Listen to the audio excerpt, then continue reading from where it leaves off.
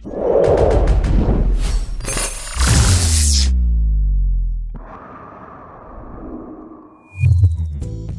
humans, and welcome to another episode of Gen X Gamer. It's GTA 7 out there, Los Angeles. It's a freaking clown show. Absolute clown show. And we just have no leadership here in the United States, especially in California. Right? We need to drop the hammer, in my opinion, on any people that are doing this stuff. Now, let me tell you guys, if you're burning the city, if you have this kind of time, if you have this kind of unemployed behavior out there, you're not an immigrant, because immigrants are busy. The sad part about this whole crap show is that the immigrants are getting blamed, and they're not the ones out there starting the fire.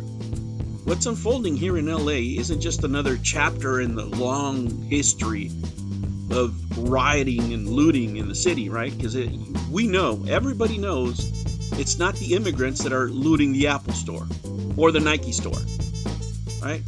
And this city has a long combustible history of looting, but what's really lost here, in this breakdown of civility, is civic clarity, cultural nuance, more importantly, and the media responsibility. The media, you have two types of media out there. One of them tell you that there's nothing wrong, like this idiot over here, because she's getting funded, right, but by the powers that be, right, and the people that are blaming everything on the immigrants, and they need to be deported because they're the ones causing all this chaos, because this idiots over here are waving Mexican flags, and they don't know how they make the rest of those immigrant communities look, right? Imagine if you're an immigrant from Mexico and you're here to work every day. You would never do this in Mexico, because in Mexico you go straight to jail.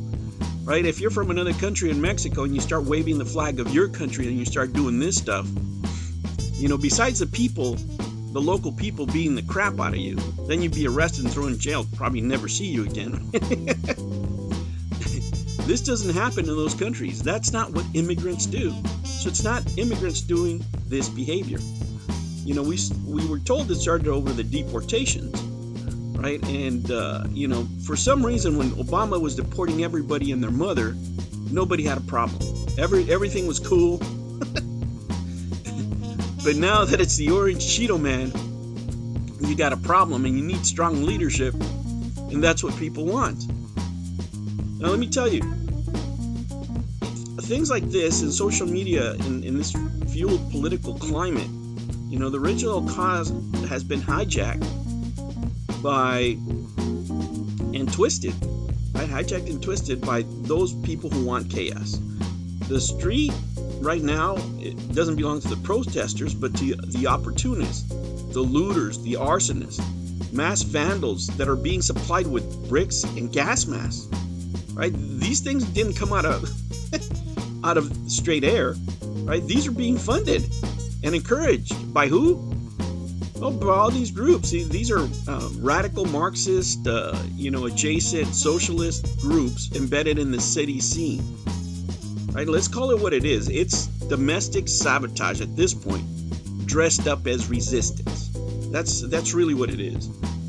And it's not a paranoid fantasy anymore, because we're watching it in real time. We see when the Palestinian and bricks show up at the protest without any construction being nearby, and it's well organized.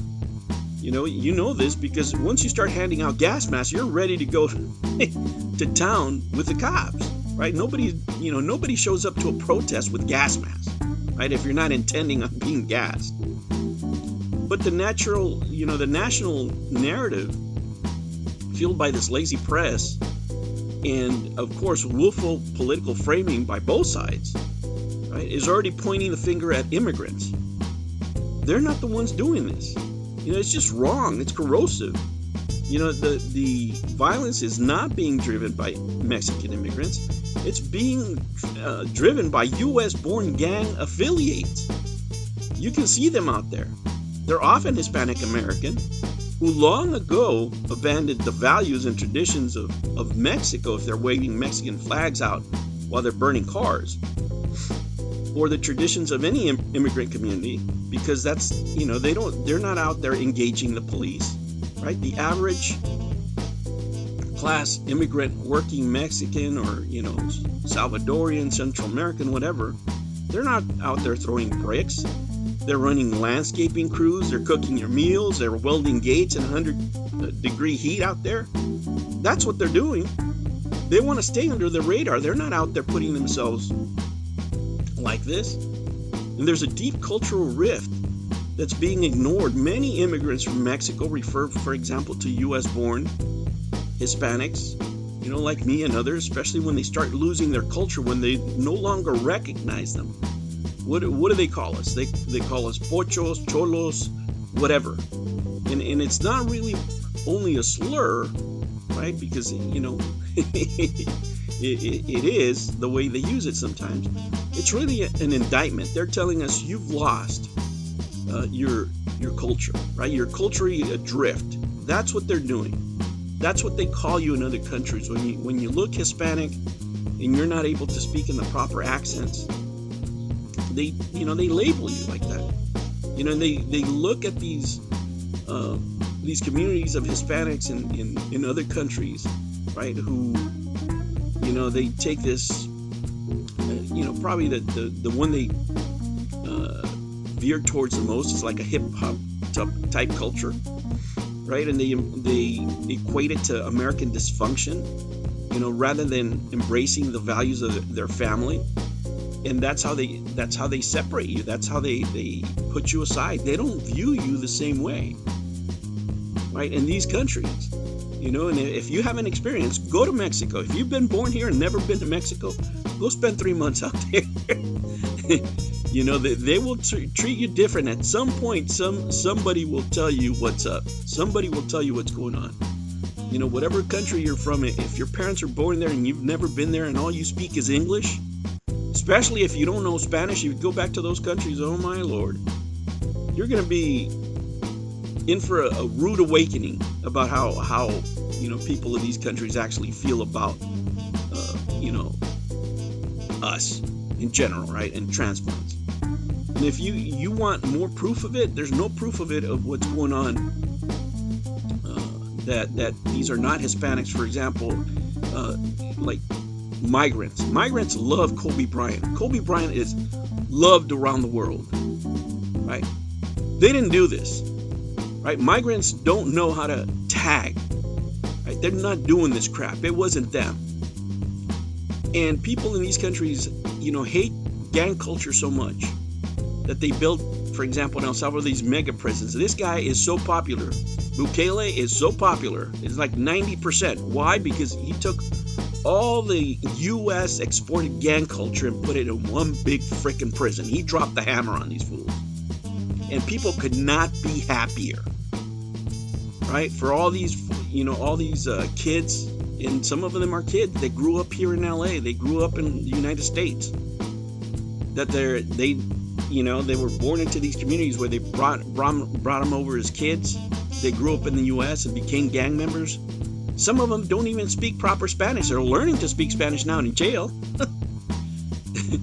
But then, they send them back to El Salvador. El Salvador said, we don't want you here. We're going to put you in prison. We don't want you as part of our society. That's how much they hate. And these are the same people that supposedly are fighting for immigrant rights. So there's a huge cultural divide here. And the tragedy is that it's driven by elites, right? Driven by elites that pay these politicians, right? That pay the media to build this narrative that, that it's the immigrants causing all these problems. When it's really these socialist Marxist groups that want to overthrow the quote-unquote system.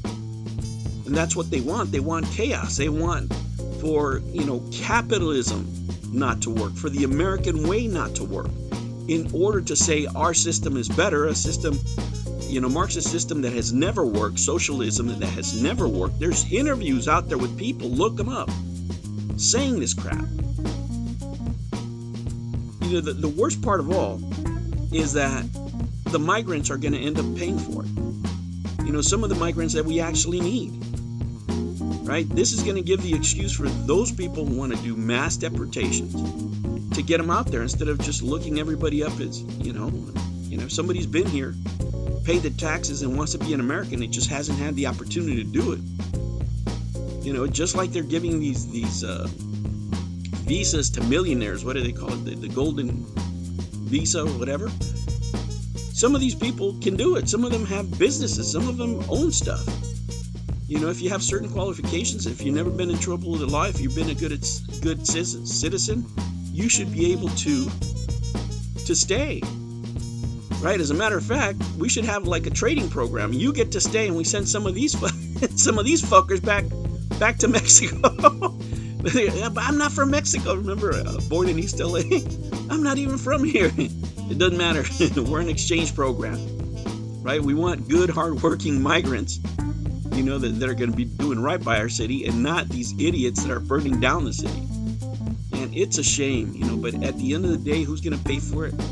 The immigrants, right? The people that are actually wanting to work, the people that want to have good lives. And these idiots over here, they're going to get a slap in the wrist because all these politicians have been bought and paid for by the people who want chaos and who want very cheap labor. It's just a mess. But I say at least drop the hammer on all these fools that are causing all this chaos. At least it'll teach them a lesson. Besides, I hate getting stuck on the freeway here in LA. It is the most horrible thing. I don't care what your cause is. I don't really care what your cause is. Whatever it is, as soon as you block people in the freeway, and we already have to drive an hour plus, and you make that a 2-hour drive, I'm against whatever the hell you're for. Automatically. Right? So all these suckers, straight to jail. That's my solution. All right, humans, I'll catch you on the next one. Take care. New videos every Monday and Sunday. Thank you for joining me on another episode of the Gen X Gamer. Remember to like and subscribe, click that notification bell, and remember, never ever be afraid to be happy. I'll catch you on the next one. Take care.